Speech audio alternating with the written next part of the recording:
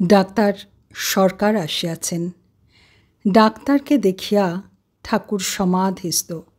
কিঞ্চিৎ ভাব উপশমের পর ঠাকুর ভাবাবেশে বলিতেছেন, কারণানন্দের পর সচ্চিদানন্দ, কারণের কারণ। ডাক্তার বলিতেছেন, হ্যাঁ শ্রীরামকৃষ্ণ, বেহুশ হই নাই। ডাক্তার বুঝিয়াছেন যে ঠাকুরের ঈশ্বরের আবেশ হইয়াছে, তাই বলিতেছেন, না তুমি খুব হুঁশে আছো। ঠাকুর সহাস্যে বলিতেছেন, সুরাপান করি না আমি, সুধা খাই জয় কালী বলে, মন মাতালে মাতাল করে, মদ মাতালে মাতাল বলে। গান শুনিয়া ডাক্তার ভাবাবিষ্টপ্রায় হইলেন। ঠাকুরেরও আবার ভাবাবেশ হইল। ভাবে ডাক্তারের কোলে চরণ বাড়াইয়া দিলেন। কিয়ৎক্ষণ পরে ভাব সম্বরণ হইল। তখন চরণ গুটাইয়া লইয়া ডাক্তারকে বলিতেছেন, তুমি কি কথাই বলেছ, তাঁরই কোলে বসে আছি, তাকে ব্যারামের কথা বলবো না তো কাকে বলবো? ডাকতে হয় তাকেই ডাকব। এই কথা বলিতে বলিতে ঠাকুরের চক্ষু জলে ভরিয়া গেল। আবার ভাবাবিষ্ট ভাবে ডাক্তারকে বলিতেছেন, তুমি খুব শুদ্ধ, তা না হলে পা রাখতে পারি না।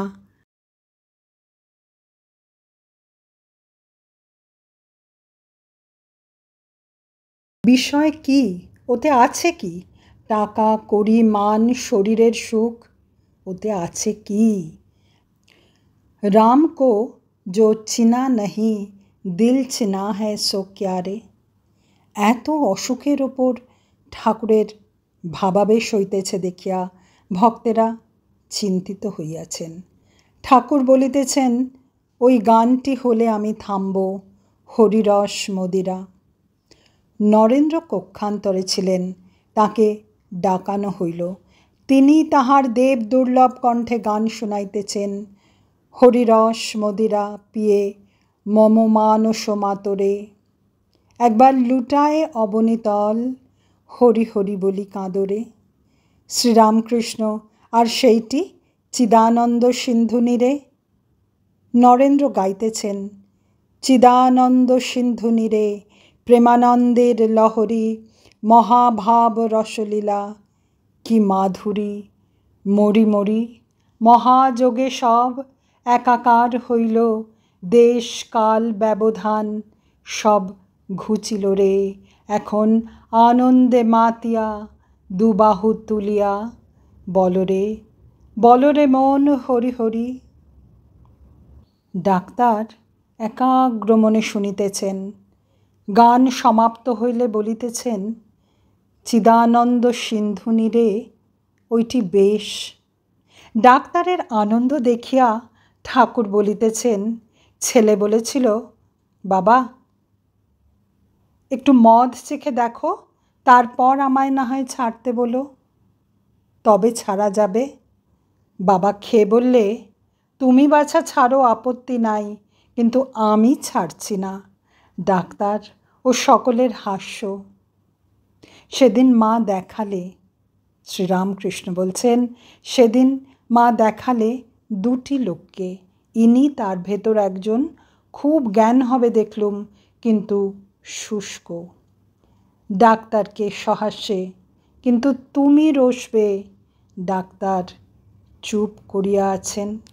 এই ঘটনা শ্যামপুকুর বাটি, 31শে অক্টোবর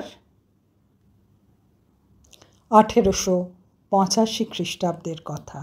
আগের অংশটা কথামৃত থেকে পড়ে শোনালাম দেখার জন্যে যে শ্রীরামকৃষ্ণদেব মহেন্দ্রলাল সরকারকে, ডাক্তার মহেন্দ্রলাল সরকারকে কতটা ভালোবাসতেন, কতটা তার গুণমুগ্ধ ছিলেন। তিনি বলছেন, তুমি খুব শুদ্ধ, আর তোমার হবে, মা দেখালেন, তুমি রসে যাবে। নমস্কার, মধুশ্রী শ্রীনন্ত ইউটিউব চ্যানেলে আমি মধুশ্রী আপনাদের সাথে আছি। মধুশ্রী শ্রীনন্তু ইউটিউব চ্যানেল এমন একটি সদর্থক চ্যানেল যা সদর্থক বার্তা পৌঁছে দিতে চায় মানুষের কাছে। ঠাকুরের চিকিৎসার ভার নিয়ে ডাক্তার মহেন্দ্রলাল সরকার পরম উৎসাহে তাকে ভালো করে তোলার জন্য কয়েকদিন পর পর সকালে, দুপুরে, বিকেলে ঠাকুরের শরীর কীরকম থাকে তা দেখার জন্যে আসতেন, আর এই নিরীক্ষণ করে তার ওষুধের ব্যবস্থা করেছিলেন। আর এই ওষুধপথ্যাদির কাজ মিটে যাওয়ার পর বেশ খানিকক্ষণ কাটিয়ে যেতেন শ্রীরামকৃষ্ণের সাথে। আর শ্রীরামকৃষ্ণের সাথে মেশার ফলে শ্রীরামকৃষ্ণের উদার আধ্যাত্মিকতায় বিশেষভাবে আকৃষ্ট হয়েছিলেন ডাক্তার মহেন্দ্রলাল সরকার, যার ফলে এরপর থেকে যখনই সময় পেতেন 2-4 ঘন্টা শ্রীরামকৃষ্ণদেবের সাথে কাটিয়ে যেতেন। তার এত মূল্যবান সময়ের বেশিরভাগটাই এখানে কাটিয়ে যাবার জন্য শ্রীরামকৃষ্ণদেব একদিন কৃতজ্ঞতা জানানোর উপক্রম করলেন। তিনি ব্যস্ত হয়ে বলে উঠলেন, মানে ডাক্তার সরকার শ্রীরামকৃষ্ণদেব কৃতজ্ঞতা জানাচ্ছেন দেখে বললেন, ওহে, তুমি কি ভাবো কেবল তোমার জন্য আমি এখানে এতটা সময় কাটিয়ে যাই? এতে আমারও স্বার্থ আছে। তোমার সাথে আলাপ করে আমি বিশেষ আনন্দ পেয়ে থাকি। কি জানো, তোমার সত্যানুরাগের জন্য তোমায় এত ভালো লাগে। তুমি যেটা সত্য বলে বোঝো, ডাক্তার মহেন্দ্রলাল সরকার শ্রীরামকৃষ্ণদেবকে বলছেন, তুমি যেটা সত্য বলে বোঝো তার এক চুল এদিক ওদিক করে চলতে বলতে পারো না। অথচ অন্যদের ক্ষেত্রে দেখি তারা বলে এক, করে এক, যার ফলে ওটা আমি মোটেই সহ্য করতে পারি না। মনে করো না আমি তোমাকে খোসামত করছি, এমন চাষা আমি নই। আমি বাপের কুপুত্র। বাপও যদি অন্যায় করে তাকেও স্পষ্ট কথা না বলে থাকতে পারি না। এই জন্যে আমার খুব বদনাম আছে, জানো তো। লোকে আমাকে দুর্মুখ বলে জানে। যদিও ডাক্তার মহেন্দ্রলাল সরকারের বাবা 5 বছর বয়সে এবং মা 9 বছর বয়সে মারা গেছিলেন। তিনি ছোটোবেলায় লেবুতলায় মামার বাড়িতে এসে মানুষ হন।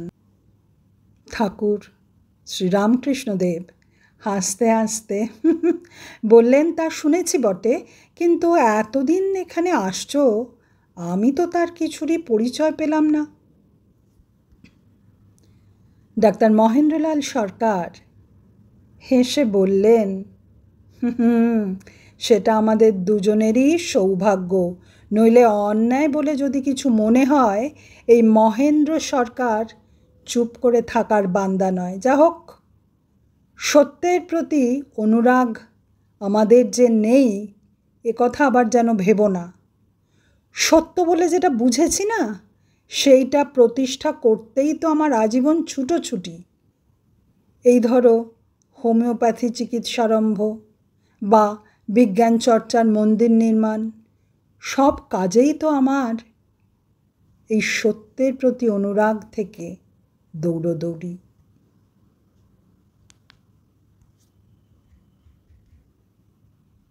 মহেন্দ্রলাল সরকারকে কেন শ্রীরামকৃষ্ণদেব এতটা ভালোবাসতেন? সত্যের প্রতি মহেন্দ্রলাল সরকারের অনুরাগ তার একটি অন্যতম কারণ। ওই যে মহেন্দ্রলাল সরকার শ্রীরামকৃষ্ণদেবকে বলছেন না, আমারও সত্যের প্রতি অনুরাগ আছে, যার জন্যে হোমিওপ্যাথি চিকিৎসারম্ভ বা বিজ্ঞান চর্চার মন্দির নির্মাণ। ঘটনাটা আপনাদের বলি, তাহলে বুঝতে পারবেন এই শিরদাঁড়া সোজা করা মহেন্দ্রলাল সরকারকে শ্রীরামকৃষ্ণদেব কেন এত পছন্দ করতেন, ভালোবাসতেন? ডাক্তার মহেন্দ্রলাল সরকার এমডি করার পর ইন্ডিয়ান মেডিকেল সার্ভিসে যোগ না দিয়ে নিজের স্বাধীনভাবে কলকাতায় প্রাইভেট প্র্যাকটিস শুরু করেছিলেন। আর কিছুদিনের মধ্যেই তার নাম যশ চারিদিকে ছড়িয়ে পড়ে।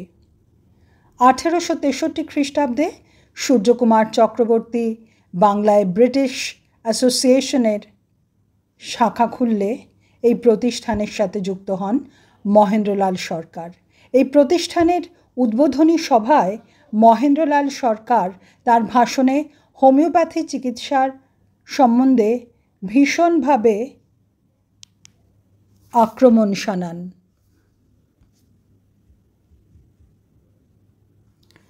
তখনকার দিনে মুষ্টিমেয় কিছু কোম্পানির কর্মচারী এই হোমিওপ্যাথি চিকিৎসা করতেন, যেমন ধরুন মিস্টার কুপার, মিস্টার রাদারফোর্ড প্রভৃতি। আসলে এদেশের গরিব মানুষদের অত তো ক্ষমতা নেই বা ছিল না, তাদের সাধ্যের মধ্যে ছিল এই হোমিওপ্যাথি চিকিৎসা। ভারতীয়দের মধ্যে বাবু রাজেন্দ্র দত্ত, ডাক্তার রাজেন্দ্র দত্ত কিন্তু হোমিওপ্যাথি চিকিৎসায় সেই সময় ভীষণ নাম করেছিলেন। এদিকে একবার শ্রী কিশোরীচাঁদ মিত্র তার ইন্ডিয়ান ফিল্ড পত্রিকায় মর্গানস ফিলোসফি অফ হোমিওপ্যাথি বইটা রিভিউ করার দায়িত্ব দিলেন ডাক্তার মহেন্দ্রলাল সরকারকে। ডাক্তার সরকারও কিন্তু এই আমন্ত্রণ লুফে নিলেন, কারণ তিনি তো ভীষণ সমালোচনা করতেন হোমিওপ্যাথির। কিন্তু বইটা পড়ার পর হোমিওপ্যাথি সম্বন্ধে তার দৃষ্টিভঙ্গি পাল্টে গেল। কিন্তু তিনি ভাবলেন যে হাতে কলমে না করে কোনো রিভিউ দেওয়া যাবে না। তিনি রাজেন্দ্রলাল দত্তকে ধরে বসলেন যে তিনি যেই সব রুগীকে চিকিৎসা করেছেন তিনি রাজেন্দ্রলাল দত্তর সাথে গিয়ে তাদেরকে কিছুদিন দেখাশোনা করবেন। অদ্ভুতভাবে ডাক্তার মহেন্দ্রলাল সরকার হোমিওপ্যাথি চিকিৎসা সম্বন্ধে ভীষণ আকৃষ্ট হয়ে পড়লেন। আর 1867 খ্রিস্টাব্দে ব্রিটিশ মেডিকেল অ্যাসোসিয়েশনের 4th বার্ষিক সম্মেলনে ডাক্তার মহেন্দ্রলাল সরকার প্রকাশ্যে অ্যালোপ্যাথি চিকিৎসার তীব্র সমালোচনা করেন আর হোমিওপ্যাথি চিকিৎসার প্রচণ্ড গুণগান করেন। অ্যাসোসিয়েশনের সদস্যরা উত্তেজনা আর ক্রোধের বশে ডাক্তার সরকারকে তার বক্তৃতার মাঝপথে থামিয়ে দেন আর সভা থেকে বার করে দেন।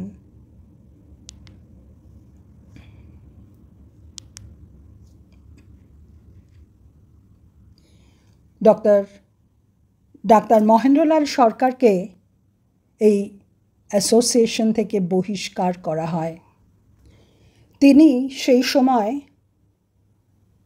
কোনো রুগী পাচ্ছিলেন না, কিন্তু তবুও ডাক্তার সরকারকে দমানো যায়নি।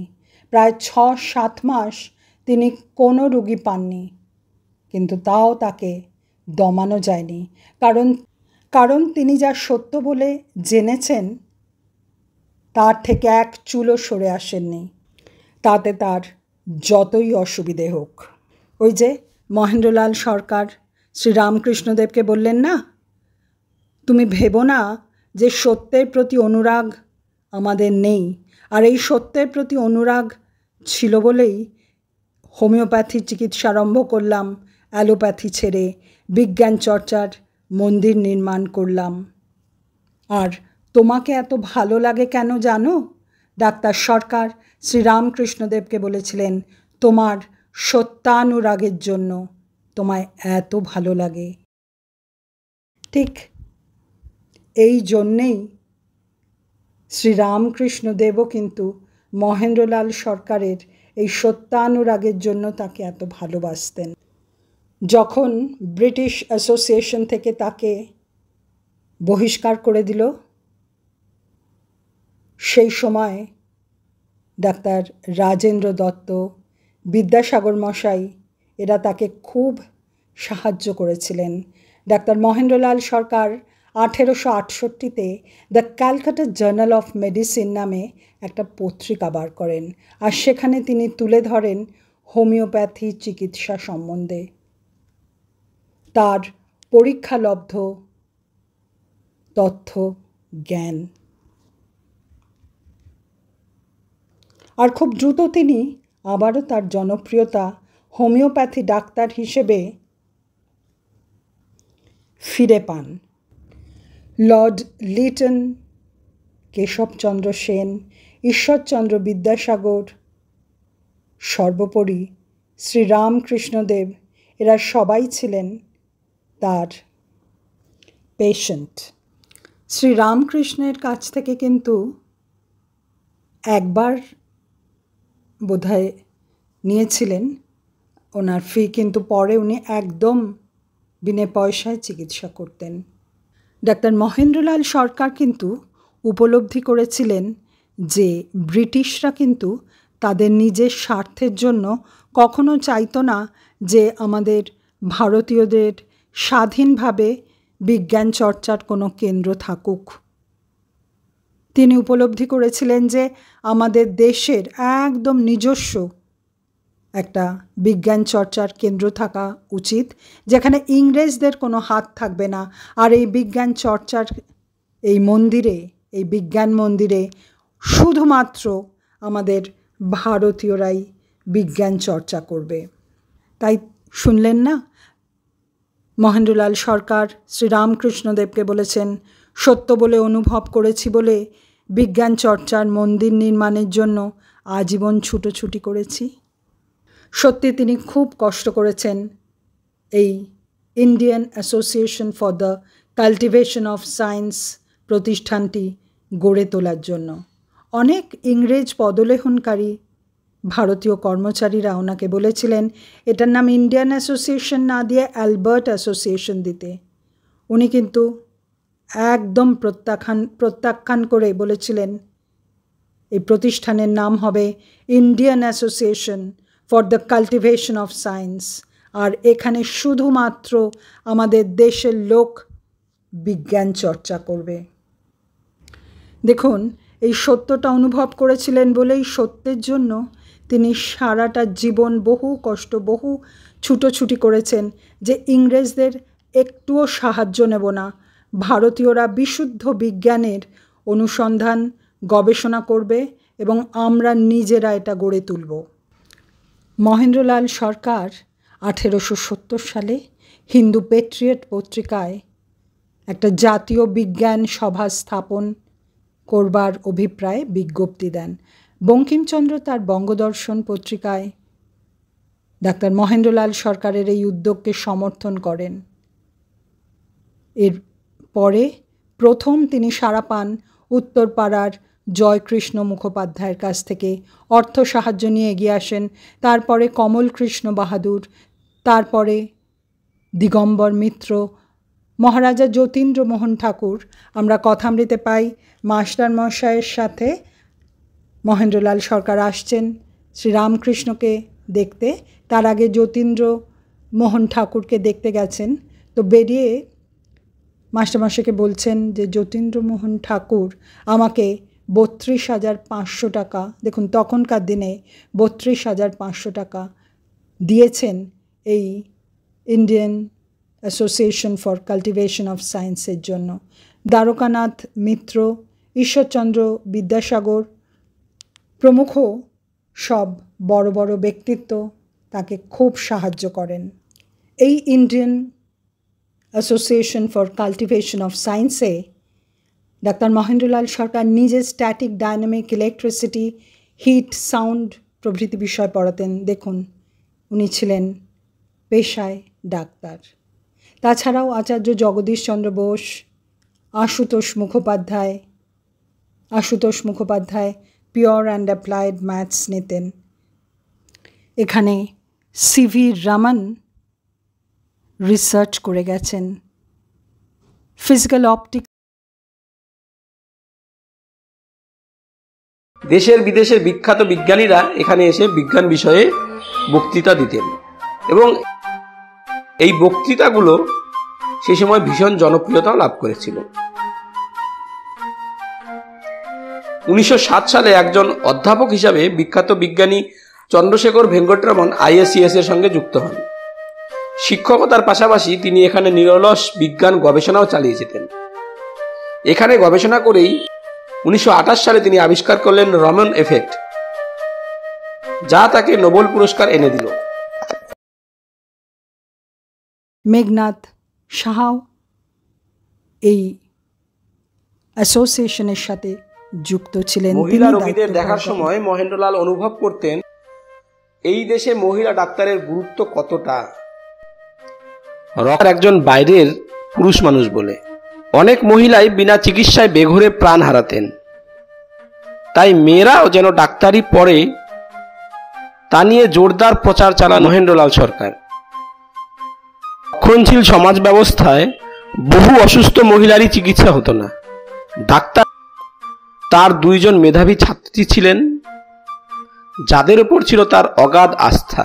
এরা হলেন অবলা বসু ও কাদম্বিনী গাঙ্গুলি। তবে মহেন্দ্রলালের স্বপ্ন বাস্তবায়িত করল কাদম্বিনী গঙ্গোপাধ্যায়।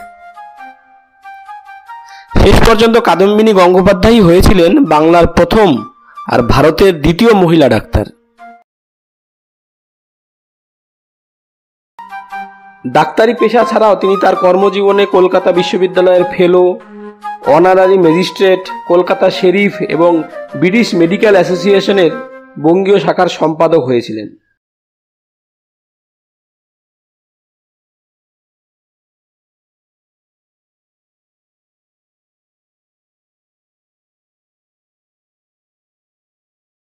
আধুনিক বিজ্ঞান চর্চার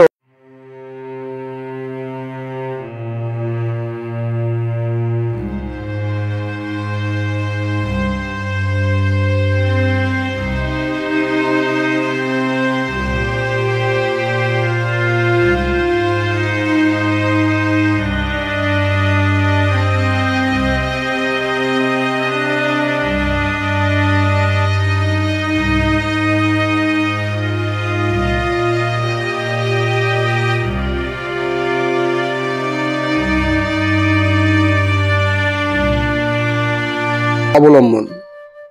হোমিওপ্যাথিকে তিনি ততটা গুরুত্বও দিতেন না। একবার তো সবার সামনে এক সভায় দাঁড়িয়ে তিনি এই হোমিওপ্যাথি পদ্ধতিকে হাতুড়ে চিকিৎসা বলেই পরিহাস করেছিলেন।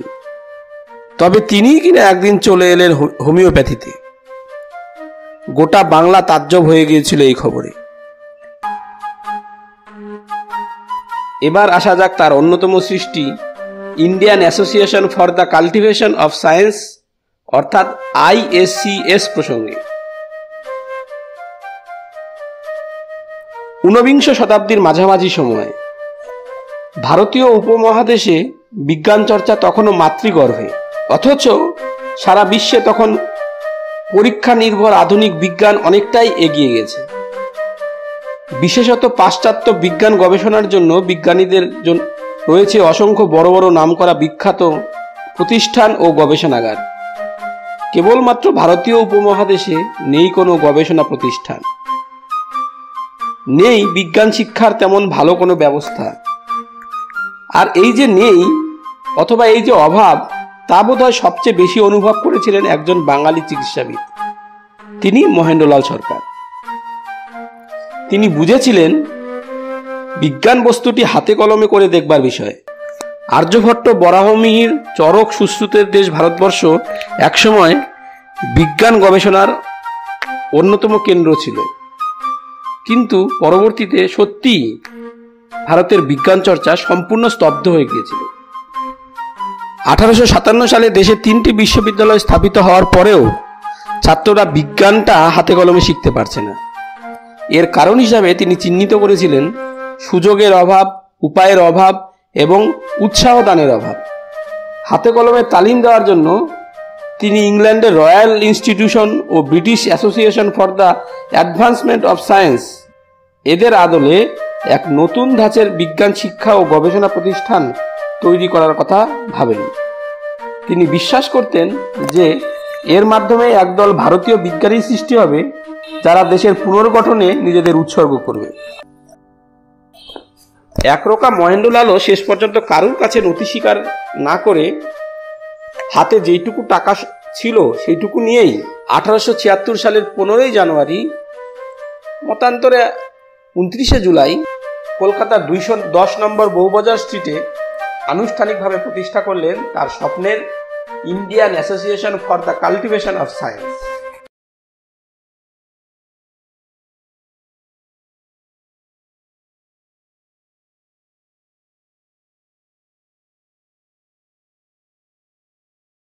ডাক্তার মহেন্দ্রলাল সরকারকে তার হোমিওপ্যাথিক হাসপাতাল করতে গিয়ে প্রচুর বিরোধিতার সম্মুখীন হতে হয়েছিল। মাস্টারমশাই 1885 29 অক্টোবর ডাক্তার মহেন্দ্রলাল সরকারের শাঁখারিটোলার বাড়িতে গেছেন তাকে নিয়ে আসার জন্য। শ্রী রামকৃষ্ণদেব তখন অসুস্থ, শ্যামপুকুরে আছেন। তখন মাস্টারমশাইকে মহেন্দ্রলাল সরকার গল্প করেছিলেন যে দেখো এখন কত রোগী রোজ আসছে, তাদের লিস্টও দেখিয়েছিলেন, কিন্তু এই হোমিওপ্যাথিক হাসপাতাল করার জন্য আমাকে যে কত বিরোধিতা, কত অসম্মানের সম্মুখীন হতে হয়েছে তার কি বলবো। ডাক্তার সালজার আরও অন্যান্য অনেকে প্রথমে আমাকে নিরুৎসাহ করেছিলেন, আর তারপর যখন আমি আমার পণ থেকে সরে আসিনি তখন তাদের মান্থলি জার্নালে আমার সম্বন্ধে নানা রকম কুকথা লেখা শুরু করলেন, আমার বিরুদ্ধে লেখা শুরু করলেন। তাহলে দেখছেন তো, যেটা সত্য বলে মনে করেছিলেন তার জন্য সারাটা জীবন পাথ করে দিয়েছেন, কিন্তু সত্যের থেকে এক চুল সরে আসেননি। আর ঠিক এই জন্যেই মহেন্দ্রলাল সরকার, ডাক্তার মহেন্দ্রলাল সরকারকে শ্রীরামকৃষ্ণদেব এত পছন্দ করতেন। আরও একটা কারণে শ্রীরামকৃষ্ণদেব মহেন্দ্রলাল সরকারকে পছন্দ করতেন। একদিন শ্যামপুকুরে মহেন্দ্রলাল সরকার এসছেন শ্রীরামকৃষ্ণদেবকে দেখতে। উনি ওষুধপত্র বলে দেওয়ার পর বেশ 2-4 ঘন্টা কাটিয়ে যেতেন শ্রীরামকৃষ্ণদেবের সাথে কথা বলতে, ভালোবাসতেন। একদিন কথায় কথায় কে যেন বলেছে যে আপনি হয়তো ঈশ্বরকে বিশ্বাস করেন, আপনি বলেন তার রীতি করা যায় না, কিন্তু দেখছি যারা বিজ্ঞান চর্চা করে তারা ঈশ্বরকে হয় একবারে উড়িয়ে দেয়, কিংবা ঈশ্বরের অস্তিত্বে বিশ্বাস করলেও তারা ভাবে তারা যেটুকু ভাবে ঈশ্বর সম্বন্ধে সেটাই ঠিক, তার বাইরে কিছু হয় না।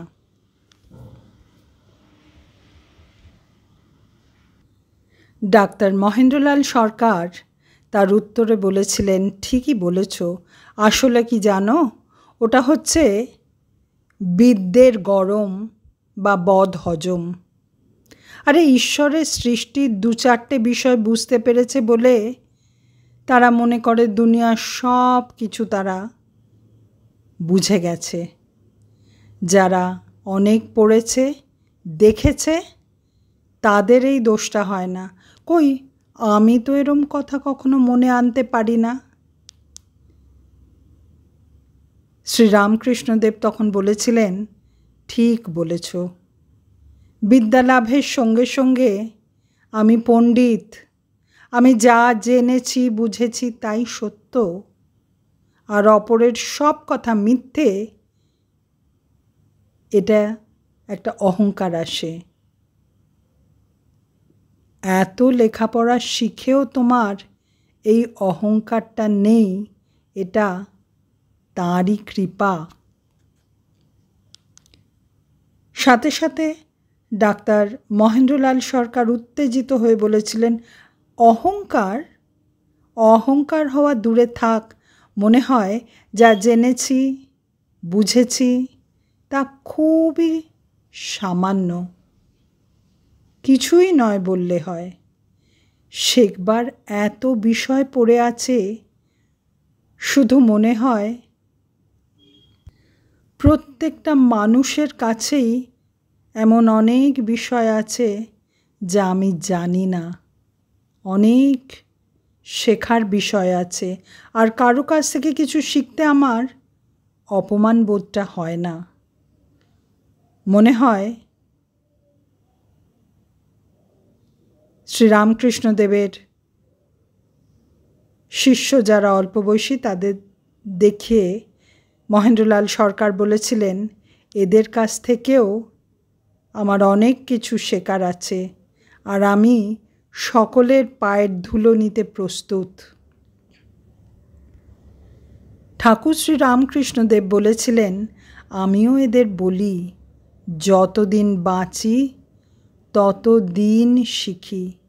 পরে ডাক্তার মহেন্দ্রলালকে দেখিয়ে আমাদেরকে শ্রীরামকৃষ্ণদেব বলেছিলেন, দেখছিস দেখছিস কেমন নিরভিমান, আসলে ভেতরে পদার্থ আছে কিনা, তাই এই রকম বুদ্ধি।